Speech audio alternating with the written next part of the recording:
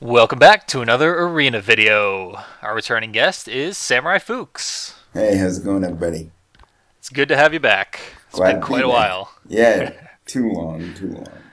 We got an awesome mask this time, the first really good one. That's pretty awesome, not gonna lie.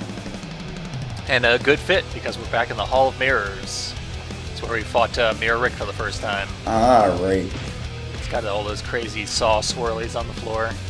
Note to self, before watching Splatterhouse video, make sure your volume isn't cranked all the way up as hugely loud metal blares through your headphones. Holy I'm sorry about shit. that. No. I meant to remind you. It's on me. It's on me. But that was a fitting experience for commentary on a Splatterhouse video, I feel like.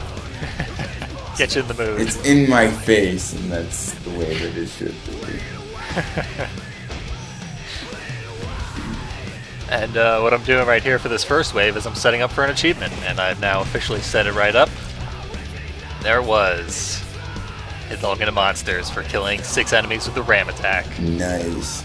They have to be a little pink Homini because no one else will die to the ram attack. It's one of like a dozen of the achievements that are named after songs that are on the game's soundtrack. Uh-huh.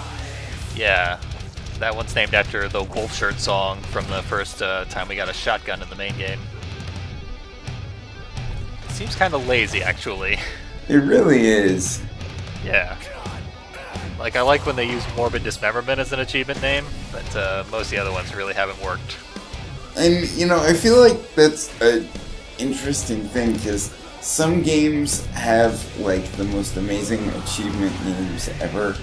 And then other times, you're just like, you guys weren't even trying with this. This is ridiculous. Yeah, this game's about 50-50 with that. Hit and miss.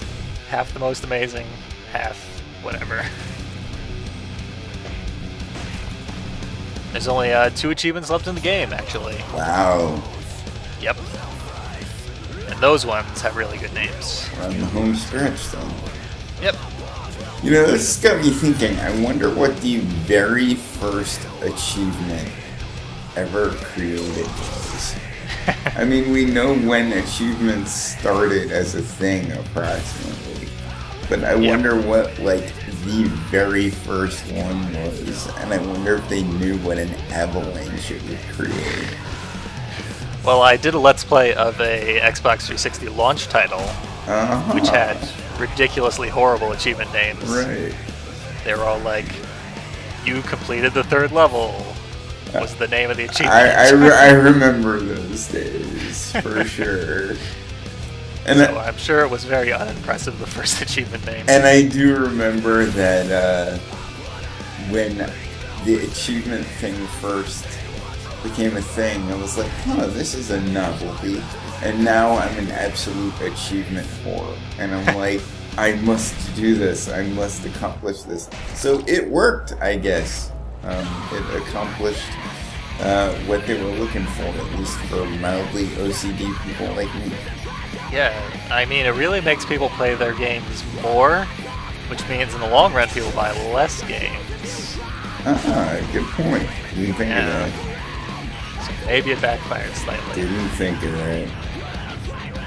But I'm sure most people like the achievement system enough to buy a bunch of games and get all the easy achievements. Okay. So, I see you were having a shotgun party there. Oh yeah. Just to, I feel that's actually as far as this arena gets as having a gimmick. Is that you start off with a shotgun. I feel Big like gimmick. I feel like Shotgun Party is probably the name of the metal band somewhere, but I can't verify that for sure. Yeah, that would be a great name. Long overdue if it hasn't been. Well, there you go. If anybody is starting up a band, you're welcome to use the name Shotgun Party as long as they get some sort of shout out in the liner notes. You didn't even have to contribute to the Kickstarter. Exactly.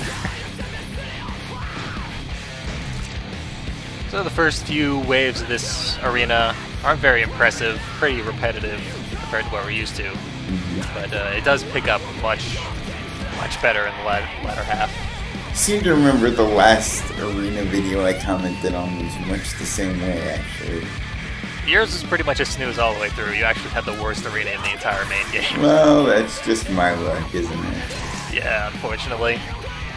It's your curse for being the first person to volunteer to do one of these. Hashtag Foochs life. Oh, man. Well, hopefully we go out with a bang. Or almost out with a bang. Yeah, this last one gets nuts. Looking forward to that. But for now, we gotta beat our way through these Terratoids. Ah, Terratoids. I love how he's just kind of standing there letting you wail on him. Yeah, when they're the only guy in the room, they can't do anything. You can stun lock him pretty easily. I can't move. Oh god. You feel bad for him. Yeah. If only their faces weren't so sinister. Exactly. And if they weren't Infernal Hellspawn, that would probably have too. Yeah, that's good. And now we got these guys. God, I hate these guys. They're just time wasters. If you don't have a weapon, you can't really kill them. Oh, no, not guys like this. Those are the worst things in the game. Yeah. Where, you know, like, they refuse to die unless you're in the right situation. yeah, it's one thing if, like, you always have the tool necessary to kill something, and you just need to make sure that you use the right tool. But when it's something like you need a weapon, or like you need to have this special ability that you need to charge or whatever in order to be able to use it, then it's just awful. Yeah. It's entirely possible to have your only option against them to be charge attacks, which are super slow. Oh. It takes like 8 of them to kill one. God. I can't even imagine. Yeah, it gets pretty rough. Fortunately, I've planned around that sort of thing happening, but it still happens occasionally. So, am I correct in gathering from this song title that this is a remix of something from Donkey Kong Country? It very much is. This is from OC Remix. It's one of the very few songs that has vocals. Love OC Remix. Yeah, this is one of my favorite OC Remix songs. I first heard it in Dazzling Adder's Let's Play of Donkey Kong 64. Aha, okay. Yeah, and I loved it. LP shoutouts, kind of. Yep. Sort of. Yeah, no, I recognize the name of the artists, and I was like, wait a second. And then I read the title, and I was like, wait another second. And so that's a video game crossover that I never would have expected right there. Splatterhouse and Donkey Kong Country.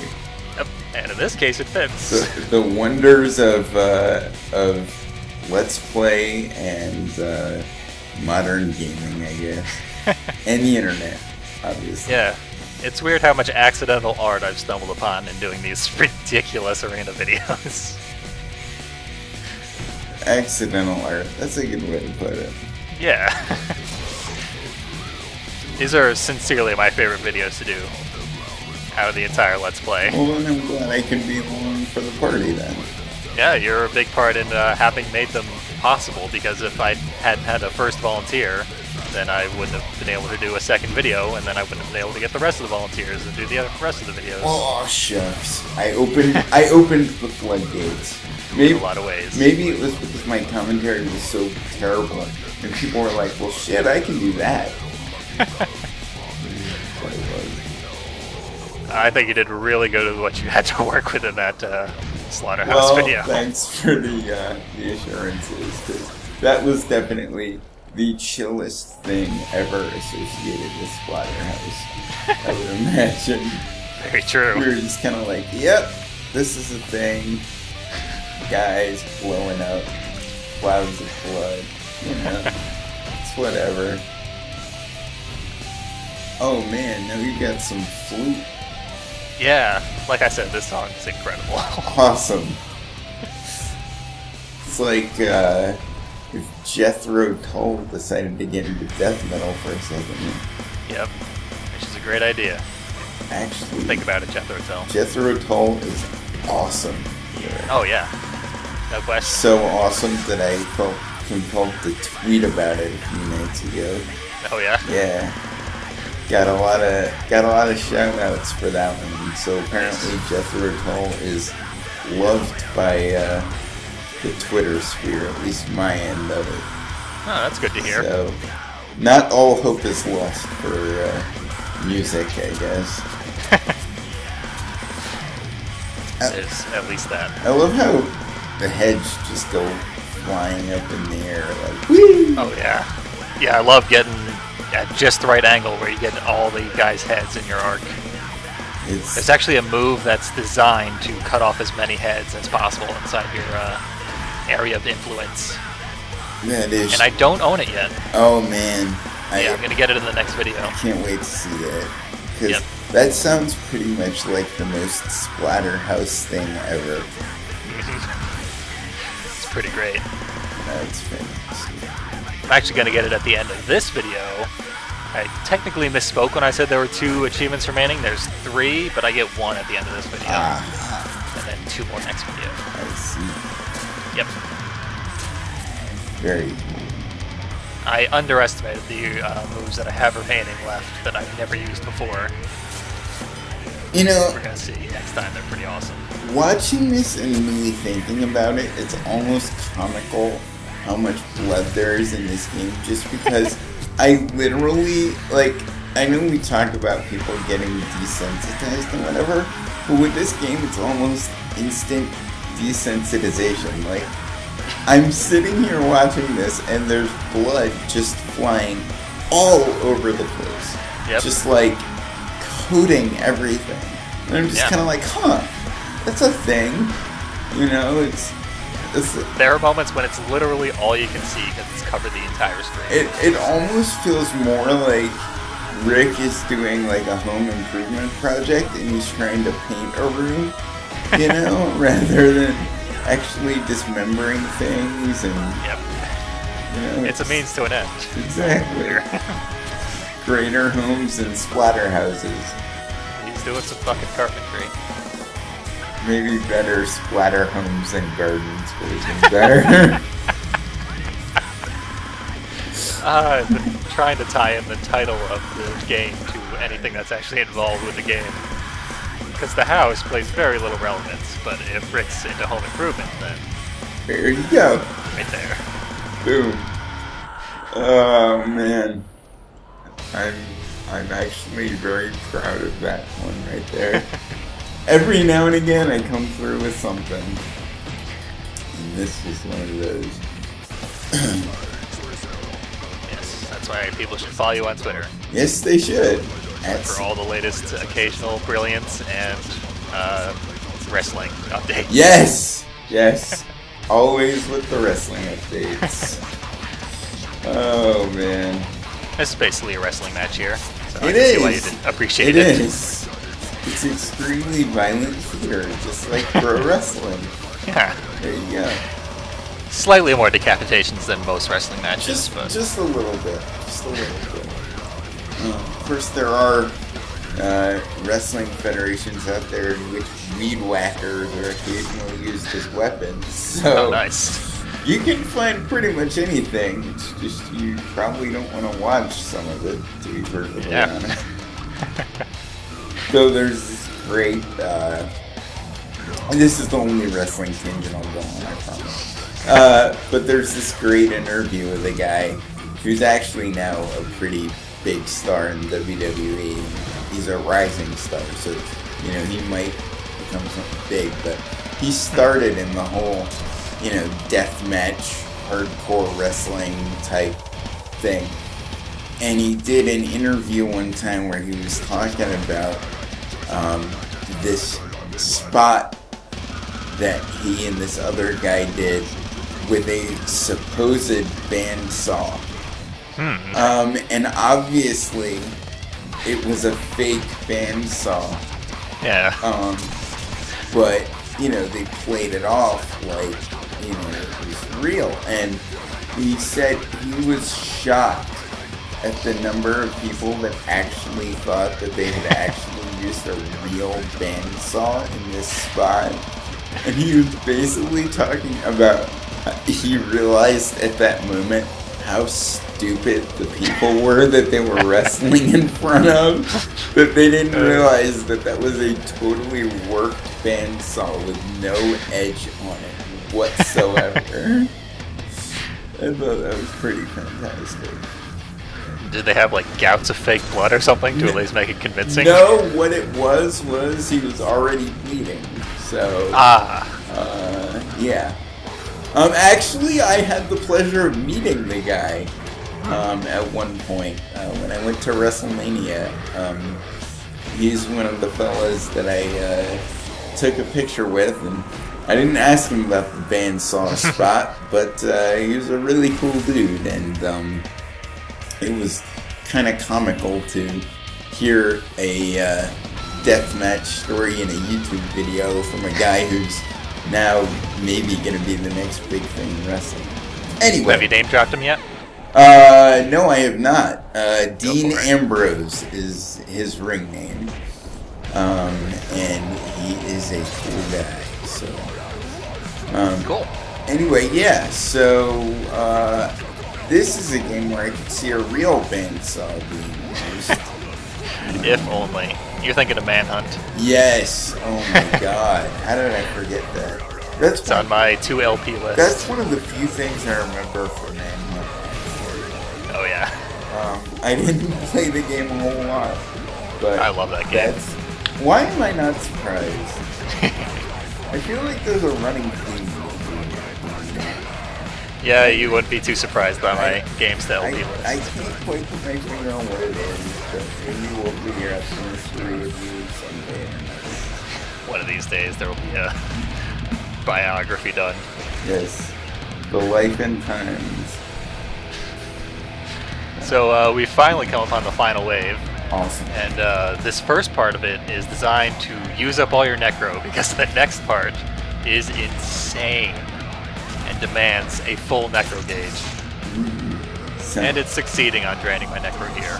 I know it's a trap, but I just have to use it. By the way, I hope I didn't make you miss out on any highly insightful gaming commentary as I was going. I had so much to say about killing clowns. As I was going on my rant about worked bandsaws being used in wrestling death matches. Anyway. No, I was pretty much saving all my commentary for this 3-beast attack in the tiniest room in the entire game. Okay, cool. I mean, what even is this? It's almost comical. It's like, hey, how you doing? We're 3 giant dudes in a tiny room trying to kill you. Yeah, your only moment of safety is when the beasts run into each other. I think this is about the closest thing to unintentional humor, or maybe even intentional humor, that this game has managed to accomplish. You know what I mean? Like, there's the one-liners and everything, but there's never really anything that I would characterize as wacky until we've gotten here. Yeah, and a big, silly hall of mirrors from the CarnEvil level. I believe this to be intentionally silly. Well, either way, it is wacky. Yep. Wonderfully wacky. Fortunately, Berserker mode saved me there. I just managed to slash my way through all those guys, which is not a guarantee. Even with a full necro gauge, Berserker mode doesn't always clear out a room. I have to say, with this particular song title, is it actually spelled Demolishor? Or yes, it is. That's a wrestler name right there. It might be intentional. Acacia Strain names most of their songs after pop culture references. I am Demolishor. Well, I'll have to look that up then. Maybe it's like a comic villain or something. Who knows? Could be. Anyway. Well earned S rank. Woohoo! And here I'm gonna clear out the rest of the moves list here with a useless move called Your Face My Fist. Here's the Mass Decapitator that I mentioned. Mass Decapitator, awesome. And this is an awesome move I'm gonna use a lot in the next video. Splatter Ram, which I'm not gonna use very much at all. It's pretty useless. And then a Berserker mode upgrade. I don't know why these even exist, because they don't really do anything, but we got an achievement for buying it, so...